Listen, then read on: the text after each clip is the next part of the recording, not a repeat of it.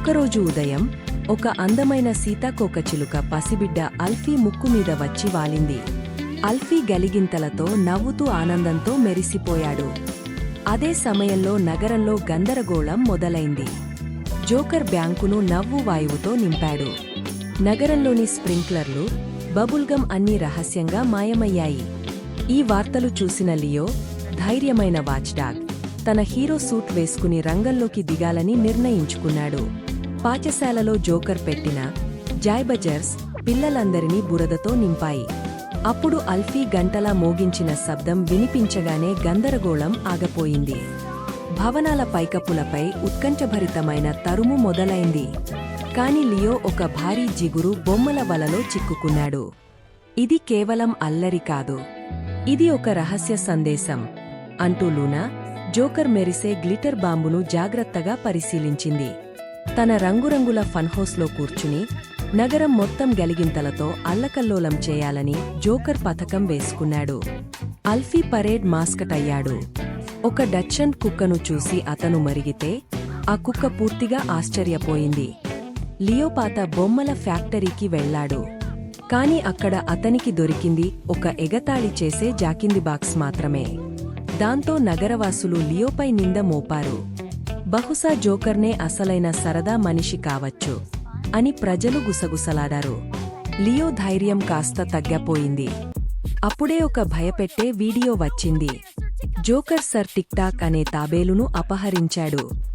భూమి క్రింద Leo monster ట్రక్కులతో పోటీ పడ్డాడు. చిన్న ఉడుతలు గింజలతో అతనికి సహాయం చేశాయి.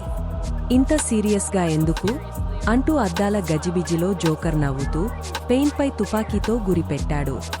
లియో లూనా ఇచ్చిన సోనిక్ విసిల్ ఊదాడు. క్షణాల్లోనే అద్దాలన్నీ మెరిసే ముక్కలుగా చెల్లాచెదరయ్యాయి.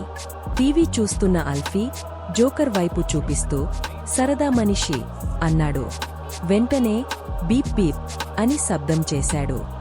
జోకర్ 2 పాడిల్ బోట్లలో బటన్లు పెట్టాడు. ఇతర బోట్లో కాన్ఫెట్టి పేలుడు ఉంటుంది అంటూ సవాలు విసిరాడు. పిల్లల బోట్లో అందరూ ఆలోచనలో పడ్డారు. బటన్ నొక్కాలా వద్దా? కొంచెం సరదా కోసం నొక్కాలా? పెద్దల బోట్లో ఉన్నవారు పిల్లల భయాన్ని గమనించారు. నా రోమాలు మురికిగా అయినా పర్వాలేదు, పిల్లలు సురక్షితంగా ఉండాలి అని చీఫ్ గ్రోల్ఫ్ దయగా అన్నాడు. అర్ధరాత్రి వరకు ఎవ్వరూ బటన్ నొక్కలేదు. జోకర్ ఆశ్చర్యపోయాడు. వారు దయను ఎంచుకున్నారు అని పెన్నీ చెప్పింది. కాని ఇదంతా దృష్టి మరల్చే పన్నాగం మాత్రమే. అసలైన ప్రమాదం వేదిక కింద దాగ ఉన్న భారీ గిగిల్బాట్ రోబోట్.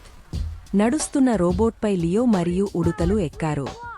బాక్సింగ్ గ్లోవ్స్, పూలను తప్పించుకుంటూ ముందుకు సాగారు. రోబోట్ తలపై లియోస్ జోకర్ మధ్య ఉత్కంఠభరితమైన పోరాటం మొదలైంది. ఉడుతలు కంట్రోల్ ప్యానెల్లో వైర్లు మార్చాయి. రోబోట్ ఒక్కసారిగా మాకరేనా డాన్స్ చేయడం మొదలుపెట్టింది. జోకర్ జారిపోతుండగా లియో అతన్ని పట్టుకున్నాడు. నన్ను ఎందుకు కాపాడావు అని జోకర్ అడిగాడు. ప్రతి ఒక్కరికి రెండో అవకాశం ఇవ్వాలి అని లియో అన్నాడు. పటాకుల కౌంట్డౌన్ మొదలైంది. అల్ఫీ తన స్ట్రోలర్ నుంచే ఒక మాయకీచు పెట్టాడు. వెంటనే రోబోట్ శక్తి ఆగపోయింది. జోకర్కు శిక్ష పడింది. ఇకపై మంచి, సంతోషకరమైన వినోదమే ప్లాన్ చేయాలి. చీఫ్ గ్రోల్ఫ్, పెన్నీ అతనికి సహాయం చేస్తారు. పెట్ పరేడ్ అద్భుతంగా, ఆనందంగా ముగిసింది. లియో చిరునవ్వుతో అన్నీ చూస్తూ నిలబడ్డాడు. ఇంటికి వెళ్ళాక అల్ఫీ గుడ్లగుబలా హుట్ హుట్ అన్నాడు. లియో గట్టిగా నవ్వి తన కైనమైన మనస్సును వదిలేశాడు. తరువాత పెన్నీ రాకూన్ ఒక రహస్య గాడ్జెట్ను కనుగొని వాచ్టవర్ వైపు చూసి చిలిపిగా నవ్వింది. గుర్తుంచుకోండి పిల్లలు, స్నేహితులతో పంచుకునే సరదా, కలిసి చేసే ఆనందమే ప్రపంచంలో అతి గొప్ప సరదా. Hey everyone, thanks for watching the video. Don't forget to like, subscribe, share with your friends, and hit the bell icon. Any idea what the next video will be? Don't forget to put your guesses in the comments. Let's see who guesses correctly.